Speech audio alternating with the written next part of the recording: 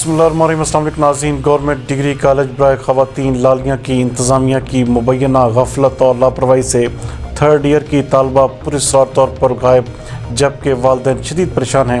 ہمارے نمائندہ خصوصی شیخ خرم عباس کے مطابق گزشتہ روز تھرڈ ایئر کی 21 سالہ طالبہ آمنہ ارشاد کو اس کا والد کالج چھوڑ کر گیا۔ چھٹی کے بعد آمنہ کی والدہ اس کو لینے گئی، لیکن بچی کا کہیں بھی سراغ نہ ملا، جبکہ کالج میں لگے CCTV کیمرہ میں بچی کے کالج جانے کی ویڈیو موجود ہے، لیکن نکلنے کی کوئی ویڈیو موجود نہیں۔ بچی کے پوچھنے پر کالج کا کلرک احمد علی غصے سے لال پیلا ہو کر بچی کے ورثاء کو ہی دھمکیاں دینے پر اتر آیا۔ بچی کے بھائی نے تھانہ لالیاں میں درخواست جمع کروا دی ہے، لیکن تاحال پولیس کی جانب سے بھی اس پر ابھی تک کوئی رد عمل سامنے نہیں آیا۔ بچی کے والدین اور اہل علاقہ نے کالج انتظامیہ کے خلاف احتجاجی مظاہرہ بھی کیا ہے۔ انہوں نے حکام بالا سے مطالبہ کیا ہے کہ ہماری بچی کو فی الفور بازیاب کروایا جائے اور کالج انتظامیہ کی مبینہ غفلت اور لاپرواہی کا فی الفور نوٹس لیا جائے۔